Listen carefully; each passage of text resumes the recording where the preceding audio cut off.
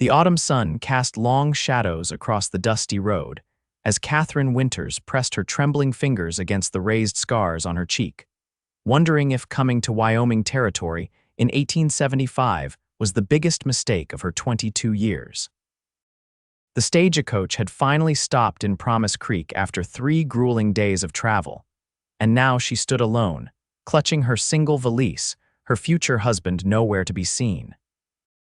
Katherine pulled her worn shawl tighter around her shoulders, trying to hide the burned scars that trailed down her neck and disappeared beneath her high-collared dress. The advertisement in the Matrimonial Times had seemed like providence. Hard-working rancher seeks bride of good character. Appearance unimportant, must love the land and tolerate solitude. She had responded with honest words about her past and her disfigurement. His reply had been simple but kind. Scars mean you've survived. We all carry them out west. But now, as the dust from the departing stagecoach settled around her boots, doubt crept in like the approaching evening chill.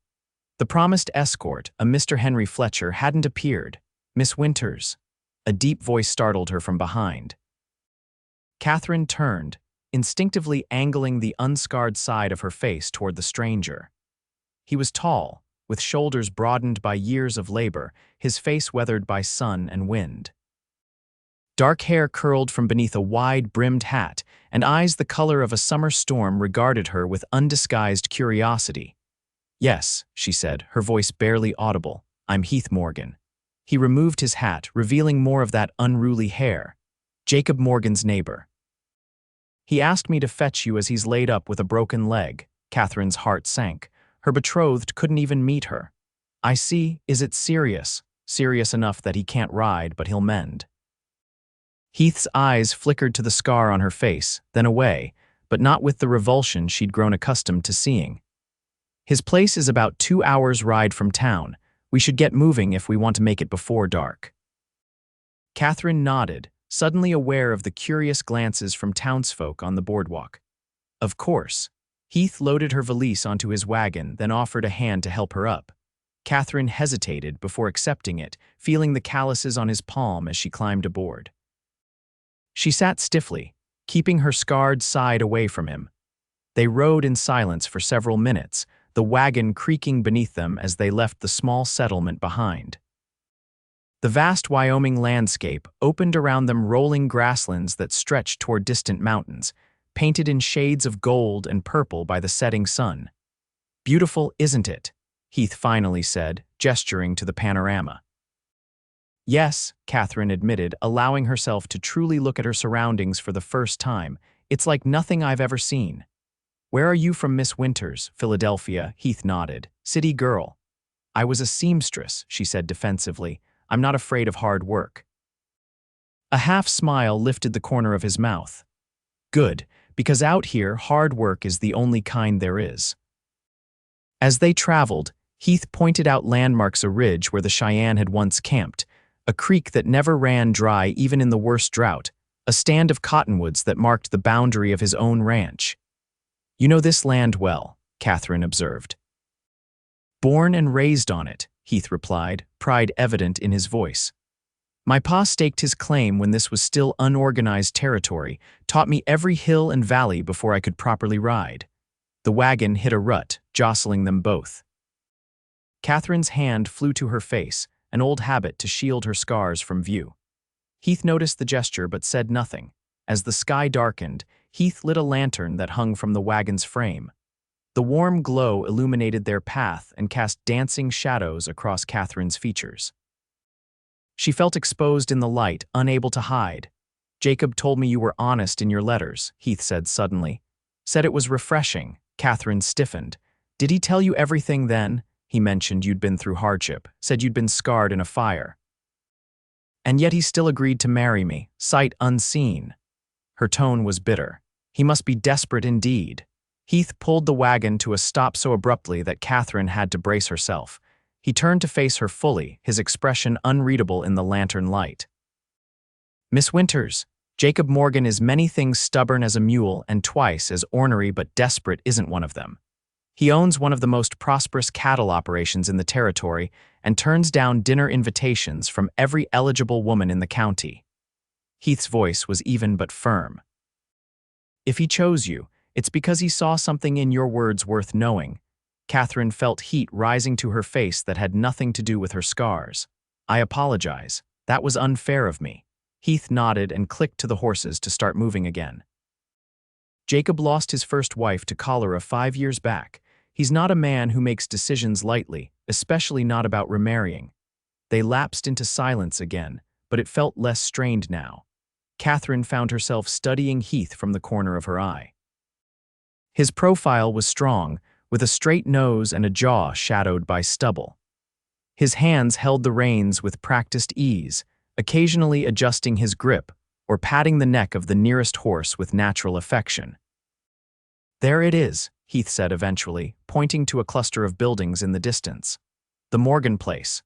Katherine's stomach tightened with anxiety. In minutes, she would meet the man she had agreed to marry, a man who might recoil once he saw the full extent of her disfigurement. The ranch house was larger than she'd expected, a sturdy 2-story structure with a wide porch. Light glowed from several windows, warm and inviting against the now dark sky. As they approached, the front door opened, and a middle-aged man appeared, supported by crutches. "That's Jacob," Heath said quietly. Katherine's first impression was of a man who had once been powerfully built, but now appeared diminished somehow, and not just from his current injury. His beard was salt and pepper, his face lined beyond his years. As Heath helped her down from the wagon, she could feel Jacob Morgan's eyes assessing her. "Miss Winters," Jacob called from the porch. "Welcome to Willow Creek Ranch." Katherine approached slowly, fighting the urge to turn her scarred side away. "Mr. Morgan, thank you for sending Mr. Morgan to collect me." Jacob chuckled, a dry sound with little humor. "Heath's no relation, though sometimes I wish he were, just a good neighbor." He shifted on his crutches. "Come inside. Mrs. Dawson's kept supper warm." The interior of the house was surprisingly refined for a bachelor rancher. Polished wood floors, a stone fireplace, and furniture that spoke of Eastern craftsmanship rather than frontier utility. A plump, gray-haired woman emerged from what Katherine assumed was the kitchen, wiping her hands on an apron. "So you've arrived. I'm Mrs. Dawson, the housekeeper. Been looking after this place and this foolish man since his Clara passed." She gave Katherine a frank once-over. "You look half-starved, child. Come eat before everything's cold." Dinner was a quiet affair. Jacob asked polite questions about Katherine's journey while Heath ate silently, his presence both reassuring and unsettling. Katherine couldn't help noticing the contrast between the two men, Jacob with his weathered resignation, Heath with his contained vitality. After the meal, Mrs. Dawson showed Katherine to her room, a small but comfortable chamber with a window overlooking the corrals. "You'll stay here until the wedding," the housekeeper explained. "Jacob's a proper man, despite living out in this wilderness. Once you're married, you'll move to the master bedroom at the end of the hall." She hesitated, then added more gently, "He was good to Clara. He'll be good to you too, miss." Left alone, Katherine unpacked her meager belongings, including the wedding dress she had sewn herself. The ceremony was scheduled for 2 days hence, giving her little time to adjust to her new surroundings, or to truly know the man she would pledge herself to. She stood by the window, watching as Heath helped Jacob back to the main house from the barn where they had apparently been discussing ranch business. The two men paused, and even from a distance, Katherine could sense tension in their conversation. Heath gestured toward the house toward her window, perhaps, and Jacob shook his head firmly. Katherine stepped back, a chill running through her. What had they been discussing? Her scars? Had Jacob seen her in the full light and regretted his decision? The next morning dawned clear and crisp. Katherine dressed carefully in her plainest day dress, a navy blue affair with minimal trim. She pinned her honey-brown hair in a simple knot and took a deep breath before heading downstairs. Mrs. Dawson was already bustling about the kitchen. "Good morning, Miss Winters." "The men are out checking the north pasture." Jacob insisted on going, broken leg or no, stubborn as they come. She placed a cup of coffee on the table. "Sit and have something to eat." "Is there anything I can help with?" Katherine asked, eager to prove her usefulness. "Not today."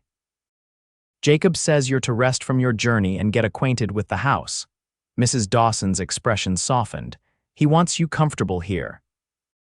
Katherine spent the morning exploring the ranch house, noting with interest the little touches that spoke of a woman's hand curtains that matched the upholstery, carefully arranged books on shelves, small vases positioned to catch the light. Clara's influence still lingered. In one room, clearly Jacob's study, she found photographs. One showed a younger Jacob beside a pretty woman with a gentle smile. Clara, presumably. Another captured Jacob with Heath and several other men, all holding rifles and standing over a massive elk. The camaraderie in their expressions was unmistakable. By midday, Katherine was restless. She borrowed a shawl from a hook by the door and ventured outside.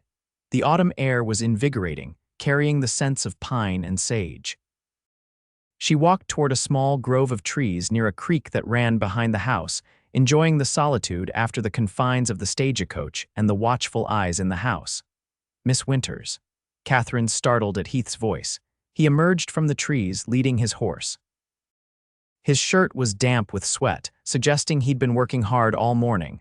"Mr. Morgan," she acknowledged. "I didn't expect to see you here." Checking the irrigation channels, we diverted part of the creek to water the kitchen garden. He gestured to the orderly rows of vegetables visible from their position.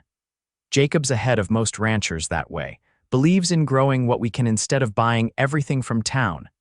"It's sensible," Katherine agreed. "In Philadelphia, some families kept small gardens, but space was limited." Heath studied her face in the sunlight, making no effort to avoid looking at her scars. "How are you finding Willow Creek so far?" "It's vast," she admitted. "Beautiful, but somewhat overwhelming. You get used to the space, start to need it even." He patted his horse's neck. "Would you like to see more of it? I could saddle a gentle mare for you." Katherine hesitated. "I've never ridden before." "No better time to learn than before you become a rancher's wife." There was something in his tone she couldn't quite identify, a challenge, perhaps, or resignation. "I suppose you're right." She surprised herself with her agreement. 20 minutes later, Katherine found herself atop a dappled gray mare named Willow, while Heath led them along a well-worn trail that followed the creek. He had been patient in teaching her the basics, his hands firm but respectful as he helped position her in the saddle. "The trick is to move with the horse, not against it," he explained. "Like dancing with a partner who's leading." Katherine found the rhythm eventually, her initial fear giving way to tentative enjoyment. They rode for nearly an hour, Heath pointing out landmarks and explaining the operations of the ranch. His knowledge was impressive, his passion for the land evident in every word. "Why don't you have your own place?" Katherine asked as they paused to let the horses drink from the creek. "You clearly know ranching well." Heath's expression clouded. "I did, still do technically, the Triple M just east of here. But 2 years of drought followed by a harsh winter decimated my herd." His jaw tightened. "I've been working for other ranchers, including Jacob, to build up capital again." "I'm sorry," Katherine said softly. "That must have been difficult. Life out here is always difficult." Heath's eyes met hers, but those who endure find it's worth the struggle. Something in his gaze made Katherine look away, suddenly conscious of how alone they were. "We should head back. Mrs. Dawson will worry." They returned to find Jacob on the porch, his expression thunderous. "Where in God's name have you been?" he demanded as Heath helped Katherine dismount. "My fault, Jacob," Heath said easily. "Thought your bride should see something of the land she's marrying into. She could have been thrown, injured." Jacob's concern seemed genuine, if gruffly expressed. "I'm fine, Mr. Morgan," Katherine assured him. Mr. Morgan was very careful to choose a gentle horse and stay on safe trails. Jacob's eyes moved between them, assessing. "Well, good, but next time ask me first." He turned his crutches awkwardly. "Come inside. Pastor Williams will be here for dinner. Wants to meet you before performing the ceremony tomorrow." Pastor Williams proved to be a jovial man with a prodigious appetite and a tendency to speak in biblical quotations. He asked Katherine several questions about her faith and her understanding of marital duties, seeming satisfied with her answers. "Marriage is a sacred covenant," he pronounced over dessert, "especially here in the territories where it forms the bedrock of civilized society." He beamed at Jacob. "The Lord provides for his faithful servants. Even after such tragic loss, he has brought you a new helpmate." Katherine felt like a prize heifer at auction rather than a bride-to-be. She noticed Heath watching her from across the table, a sympathetic glint in his eyes. After the pastor departed, Jacob asked Katherine to join him in his study. He closed the door and gestured for her to sit, lowering himself carefully into his own chair. "Miss Winters, Katherine, tomorrow we will be married." His voice was matter-of-fact. "I want to ensure you have no reservations." Katherine folded her hands in her lap to stop them from trembling. "I made my decision when I boarded the stage, Mr. Morgan." "Jacob, please," he sighed heavily. "I should be direct. I saw you riding with Heath today. He's a good man, one of the best I know, but young, impulsive. If your affections are engaged elsewhere—" "They are not," Katherine interrupted, heat rising to her face. Mr. Morgan Heath was simply being kind to a newcomer. Jacob studied her for a long moment. "I'm 20 years your senior, Katherine. I won't pretend this is a love match. But I believe we can build something worthwhile here, a partnership based on mutual respect and common goals."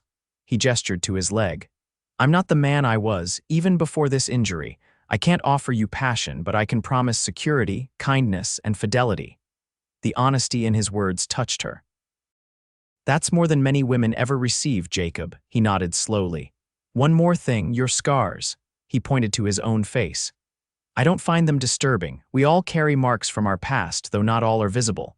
"Thank you," Katherine whispered, unexpected tears pricking her eyes. That night, sleep eluded her.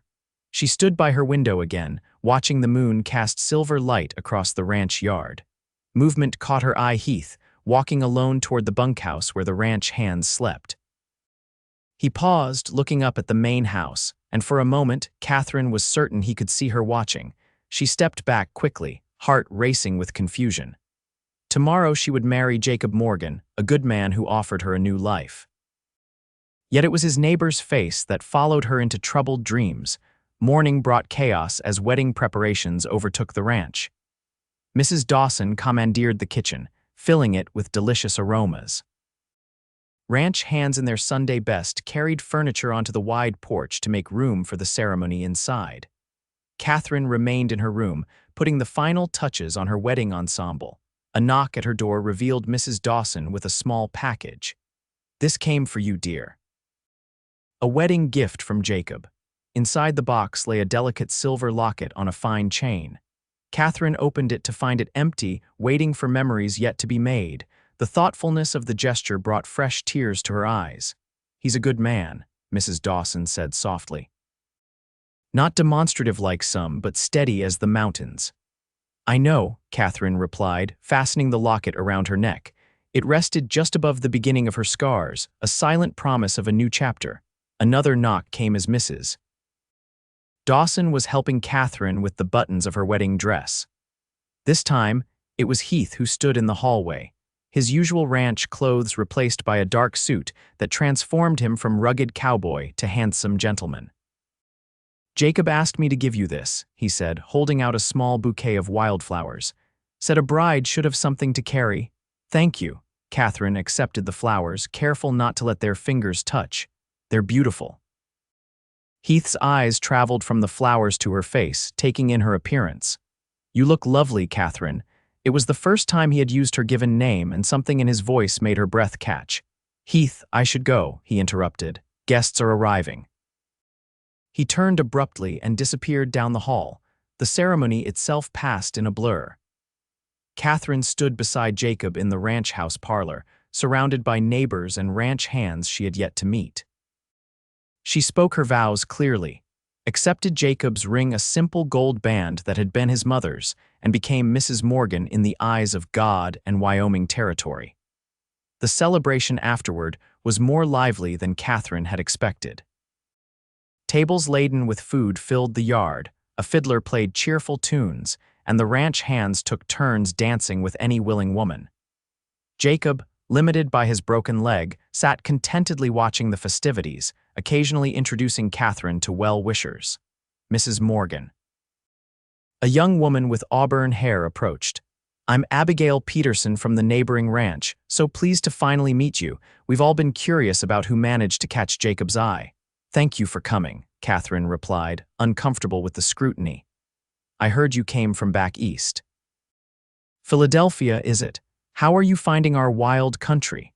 Abigail's eyes kept darting to Catherine's scars, though she clearly tried to be discreet. It's different but beautiful, Catherine said politely. Oh, indeed, though I imagine it must be terribly isolating after city life. Why, we only have socials once a month, and in winter, sometimes not at all. Abigail leaned closer. And the men out here rough as the landscape, though I suppose Jacob is more refined than most, and Heath, of course, such a shame about his ranch. Before Catherine could respond, Heath appeared beside them. Mrs. Peterson, gossiping already, Abigail flushed. Just welcoming our new neighbor, Mr. Morgan, I'm sure. Heath's tone was dry. If you'll excuse us, Jacob is asking for his bride. He led Catherine away, his hand barely touching her elbow. Sorry about that. Abigail means well, but her tongue runs faster than a spring creek. Thank you, Catherine said. Is Jacob really asking for me? Heath's mouth quirked. No, but you looked like you needed rescuing. They walked in silence toward the edge of the celebration, where the sounds of music and laughter were muted. The sun was beginning to set, painting the landscape in rich golds and reds. I'll be leaving tomorrow, Heath said suddenly. Catherine felt an unexpected pang. Leaving? Where? Heading north to the Bighorn Basin. Cattle buyer there is offering good prices, and I've scraped together enough to buy a small herd. He didn't look at her as he spoke. Time I focused on rebuilding my own place. I see. Catherine didn't know what else to say. Will you be gone long? Through winter, at least, the basin's sheltered, good grazing even in snow months. Now he turned to her, his expression unreadable. Jacob will take good care of you, I know. She fidgeted with her new ring. I wish you success with your herd, Heath. He studied her face for a long moment, his eyes lingering on her scars in a way that made her feel seen rather than judged. You know, Catherine, the first time I saw your scars, I thought they looked like rivers on a map. Rivers? She repeated, confused. Maps tell stories of journeys taken, obstacles overcome, destinations reached. His voice was low, meant only for her. Your scars tell a story, too, of survival, strength. Catherine's throat tightened with emotion. No one had ever spoken of her disfigurement with such poetry. Catherine. Jacob's voice called from across the yard. Come meet the Hansons. I should go, she said reluctantly. Heath nodded. Yes, you should. He stepped back, tipping his hat. Be happy, Katherine Morgan. As she rejoined her husband, Catherine felt a strange sense of loss, as if something precious was slipping through her fingers before she'd even recognized its worth. The wedding night was not what Catherine had feared. Jacob, true to his word about his limited physical capabilities, treated her with gentle consideration, explaining that they would share a bed but nothing more until she was ready. The relief she felt was tempered by guilt shouldn't a new bride want her husband's attentions. In the weeks that followed, Catherine settled into the rhythms of ranch life. She took over management of the household from Mrs. Dawson, learned to cook Western style, and even began riding regularly on her own. Jacob proved to be exactly as promised, kind, respectful, and steadfast. His leg healed slowly, and by the first snowfall, he was walking with only a slight limp. Their relationship developed into a comfortable partnership. Jacob taught Catherine about cattle ranching, included her in business discussions, and seemed to value her opinions. At night, they slept side by side, occasionally sharing chaste kisses but nothing more. Jacob never pressed, explaining that at his age, companionship meant more to him than physical passion. Catherine told herself she was content, and in many ways she was. But sometimes, especially on clear nights when the stars seemed close enough to touch, she found herself wondering about Heath Morgan and his journey north. Winter descended on Wyoming with uncompromising ferocity. Blizzards swept across the plains, piling snow in drifts taller than a man. The ranch became an island in a sea of white, daily activities reduced to essential chores and long evenings by the fire. It was during one such evening, with wind howling outside like a living thing, that Jacob broached a subject they had danced around for months. You never speak of how you got your scars, he said, his voice gentle, Catherine's hands stilled on her sewing. No, I don't mean to pry, but Jacob set aside his pipe. A marriage should have truth between partners, don't you think? Catherine took a deep breath. It was a factory fire. 3 years ago, I worked as a seamstress at Wilkinson Textile Mills. The memories came rushing back, the heat, the screams, the choking smoke. We were locked in. The owners did that to prevent unauthorized breaks. Jacob's expression darkened. Barbaric. When the fire started, panic spread faster than the flames. People trampled each other trying to break down the doors. Katherine's fingers traced the path of her scars unconsciously. I helped a young girl just 14 reach a window. While I was lifting her out, a burning beam fell. It caught my face, my neck, my shoulder. You saved her life, Jacob said quietly. Yes, but 27 others died that day. Katherine blinked back tears. Afterward, everything changed. People looked at me differently with pity or disgust. Employment became impossible to find, my fiancé. She faltered. Broke your engagement, Jacob finished. Katherine nodded. Said he couldn't bear to look at me for the rest of his life. The words still had the power to wound, even after all this time. That's when I saw your advertisement. Jacob reached across the space between their chairs and took her hand. His touch was warm, comforting. His loss was my gain then. Katherine squeezed his fingers gratefully. You've been better to me than I had any right to expect, Jacob. Nonsense. He released her hand and leaned back. You've brought life back to this house. I was merely existing before you came. That night, for the first time, Katherine initiated more intimate contact, moving into Jacob's arms as they lay in bed. He held her close, stroking her hair with paternal tenderness, but made no further advances. Katherine told herself it was enough. February brought a brief thaw, what old-timers called a false spring, and with it, unexpected visitors. Katherine was kneading bread dough when she heard horses in the yard. Looking out the window, she saw 3 riders, their mounts steaming in the cold air. Jacob went out to meet them.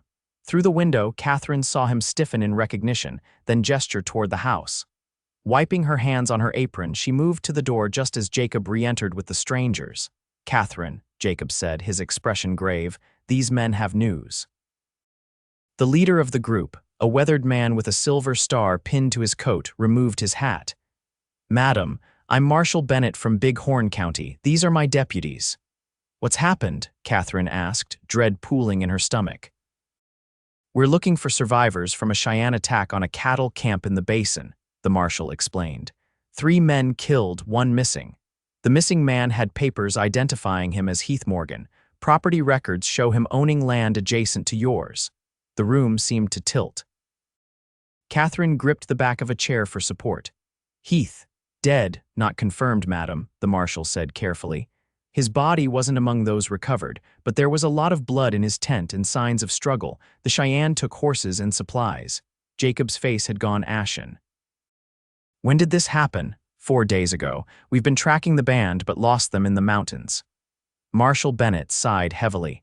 Wanted to bring word to his people, see if he might have mentioned any particular places he'd go if in trouble. Jacob shook his head slowly. Heath knows that country better than most, but if he was injured. He didn't finish the thought. Katherine moved mechanically, offering the men coffee and food while they discussed search possibilities. Her mind kept conjuring images of Heath wounded, alone in the bitter cold or worse, captive. After the lawman departed, promising to continue searching, Jacob sat heavily at the kitchen table. Heath was always too damn stubborn for his own good, told him not to winter in the basin his first season back. Katherine placed a hand on his shoulder. Is there anything we can do? Jacob covered her hand with his own. Pray, I suppose, and wait for news. He looked up at her, eyes sharp despite his apparent weariness. You two became friends during your brief acquaintance. It wasn't quite a question, but Katherine answered anyway. He was kind to me. Made me feel welcome when everything was strange and frightening. Jacob nodded slowly. Heath has that quality, makes people feel at ease. He squeezed her hand once before releasing it. I should write to his sister in Denver. She should know. That night, Katherine lay awake long after Jacob had fallen asleep. The thought of Heath dying alone in the wilderness was unbearable.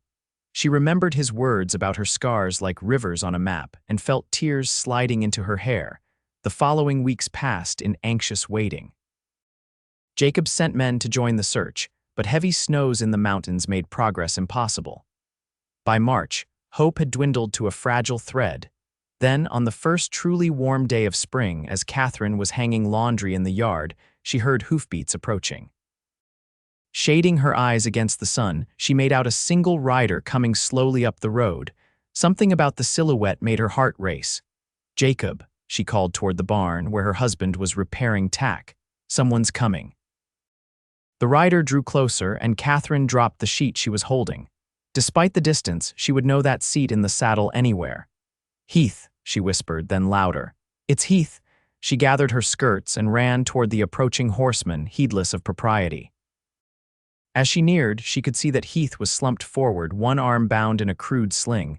His face was gaunt, his clothes filthy, but unmistakably alive. "Katherine," he blinked as if uncertain she was real. "Made it back." Then he toppled from the saddle. Jacob reached them moments later, helping Katherine ease Heath to the ground. His breathing was labored, his skin hot with fever. "Get the men," Jacob ordered. "We need to get him inside." The next hours were a blur of activity. Heath was carried to the guest room where Katherine and Mrs. Dawson stripped away his filthy clothes to reveal a body marked by ordeal, a deep, partially healed wound in his left shoulder, ribs visible beneath skin stretched too tight, feet blistered from walking. "He must have lost his horse," Jacob said grimly, examining Heath's boots. "Walked until he found another." The local doctor was summoned, arriving by nightfall to properly clean and stitch Heath's wound. "Bullet went clean through," he pronounced, "but infections set in. Next 48 hours will tell." Katherine insisted on taking the first watch, sitting beside Heath's bed as fever dreams made him thrash and mutter. She bathed his face with cool cloths, spooned broth between his cracked lips when he was lucid enough to swallow, and prayed as she had never prayed before. On the second night, when Jacob came to relieve her, she refused to leave. "I'm not tired," she insisted, "and he seems calmer when I speak to him." Jacob studied her for a long moment. "You should rest, Katherine, please," she said simply. "I need to be here when he wakes." Something shifted in Jacob's expression, recognition, perhaps, or resignation. He nodded once and left without another word. Near dawn, Heath's fever broke. Katherine, dozing in her chair, woke to find him watching her, his eyes clear for the first time since his return. "You're real," he whispered. "Thought I dreamed you." Katherine moved to sit on the edge of the bed, taking his hand.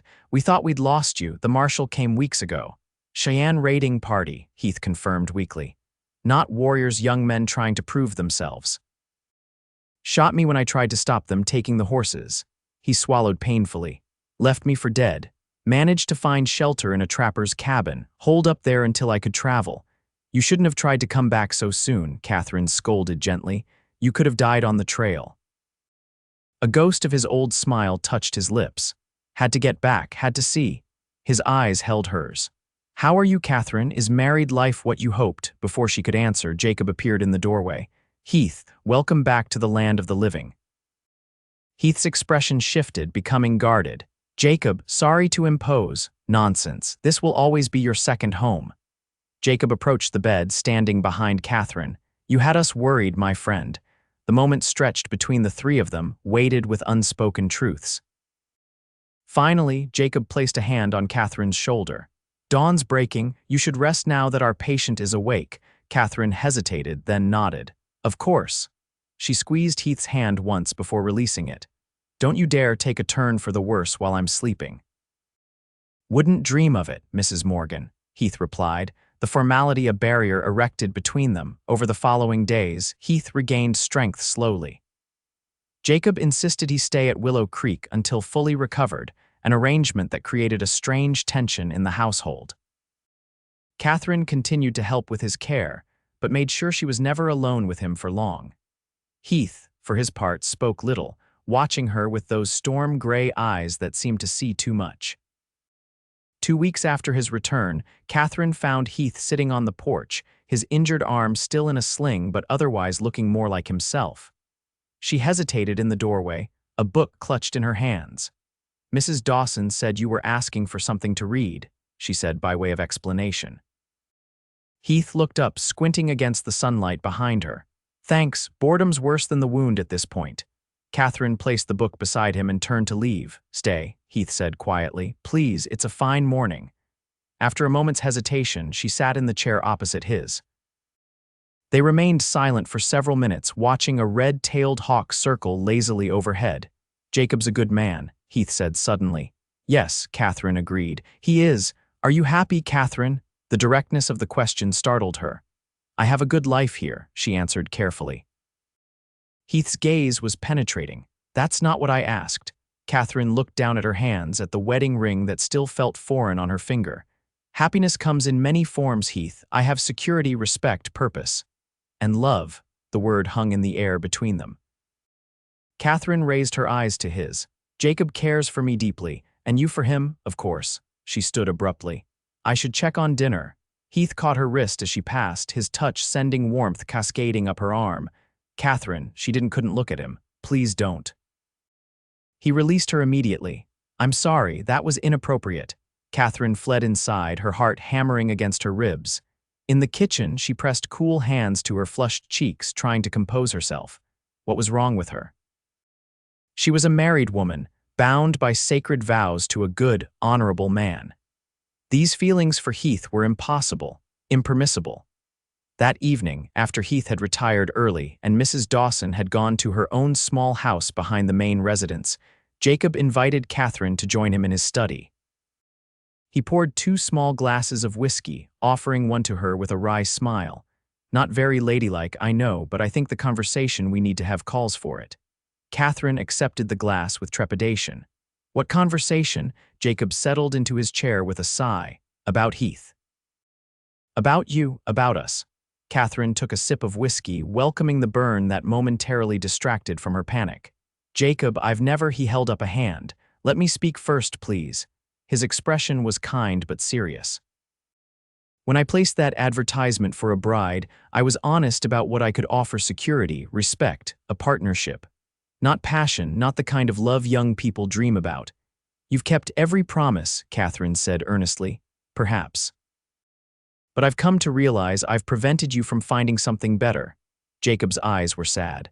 "I've seen how you look at Heath, how he looks at you." "Nothing has happened between us," Katherine insisted, mortified that her feelings were so transparent. "I know, you're too honorable for that." "So is he." Jacob took a long drink. "Which is why I've made a decision." Katherine's stomach clenched with dread. "What decision?" "Our marriage was a contract, Katherine. A business arrangement, essentially. And contracts can be dissolved when both parties agree it's for the best." "You want to end our marriage," Katherine whispered, shocked. "I want you to be truly happy." Jacob set his glass down. "The territorial judge will be in Promise Creek next month. Annulments are within his power to grant, especially in cases where the marriage remains unconsummated." Katherine's face flamed. "Jacob, I never meant to make you feel. You've been a wonderful wife, Katherine," he interrupted gently. "But we both know your heart belongs elsewhere. I've lived long enough to recognize the difference between contentment and joy." He smiled sadly. "I had real love once with Clara. I know what it looks like." Tears spilled down Katherine's cheeks. "I don't know what to say." "Say you'll consider it." Jacob reached across to take her hand. "I'm not throwing you out, Katherine. This will always be your home if you wish it. But if there's a chance for something more." He squeezed her fingers. "Life's too short and too hard out here to settle for less than love."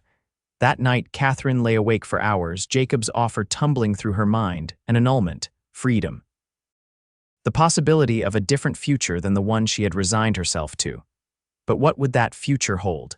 Heath had never spoken of love, only shown kindness and perhaps attraction. Would he even want her if she were free? And what of Jacob? His generosity humbled her. He was offering to set aside his own needs for her happiness. Could she accept such a sacrifice? Morning brought no clarity.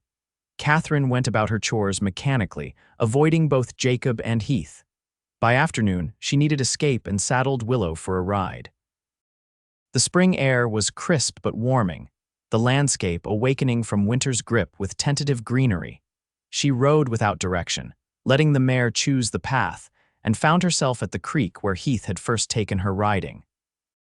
Dismounting, she sat on a sun-warmed rock, watching the water bubble over stones, carving its eternal path through the earth. "Thought I might find you here." Katherine didn't turn at Heath's voice. "Should you be riding yet?" "Probably not." He dismounted stiffly, coming to stand beside her. "Jacob told me." Now she looked up, alarmed. "Told you what?" About the annulment, his offer. Heath's expression was carefully neutral. He thinks we're in love with each other. Catherine's chest tightened. And what do you think? Heath gazed out over the creek, silent for so long Katherine thought he might not answer. Finally, he said, I think Jacob Morgan is the finest man I've ever known, and I think I've tried very hard not to love his wife. The simple honesty of his words stole Catherine's breath. Heath, but I failed, he continued, still not looking at her. From the moment I saw you standing alone at that stagecoach stop, trying so hard to be brave in a strange place, something in me recognized something in you. Now he turned, his eyes holding hers.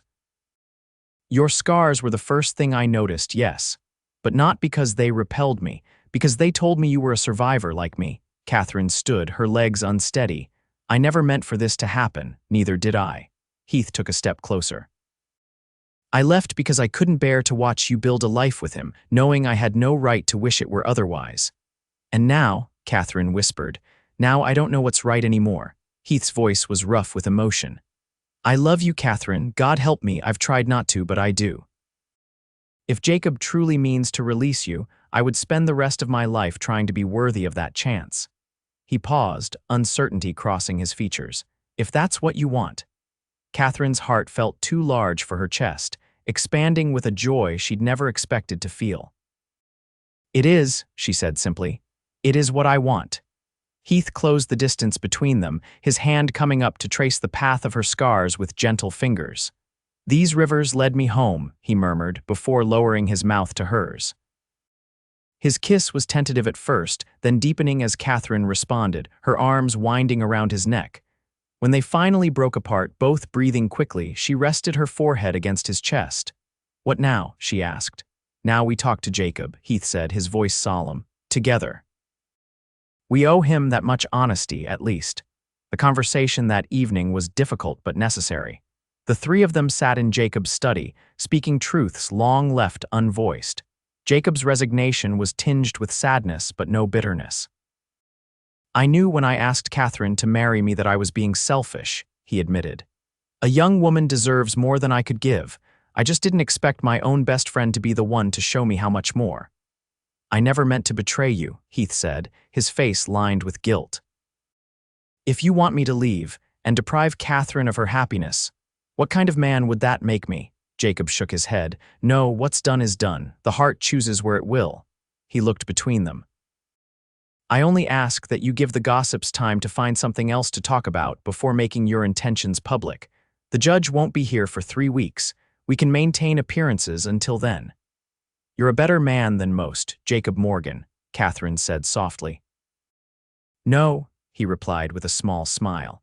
Just older and wiser enough to know that holding on to something that wants to be free brings no joy to anyone. The following weeks passed in a strange limbo. To the outside world, nothing had changed. Katherine was still Mrs. Morgan, mistress of Willow Creek Ranch. Heath continued his recovery, making plans to return to his own property.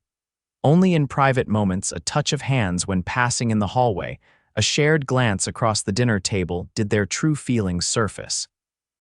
Katherine used the time to examine her conscience. Had she truly given her marriage a fair chance? Had she been looking for an escape from the beginning? The questions troubled her, but when she searched her heart, she knew the truth. She respected and cared for Jacob deeply, but the spark that ignited between her and Heath was something altogether different, the kind of connection she had stopped believing possible after her scars had changed her life. The day the territorial judge arrived in Promise Creek, Jacob drove Katherine to town himself. Heath remained at the ranch, his presence during such proceedings deemed inappropriate. Are you certain about this? Katherine asked Jacob as they approached the town. It's not too late to change your mind. Jacob's weathered face was serene. I'm certain marriage should be more than duty and convenience, Katherine. You deserve that chance. He patted her hand where it rested on the seat between them. And frankly, so does Heath. Man's been alone too long. The annulment proceedings were brief and discreet.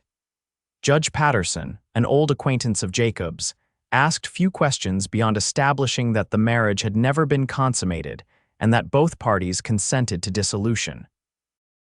By noon, Katherine Winters was legally restored to her maiden name and former status, As they left the judge's chambers, Jacob offered his arm with old-fashioned courtesy.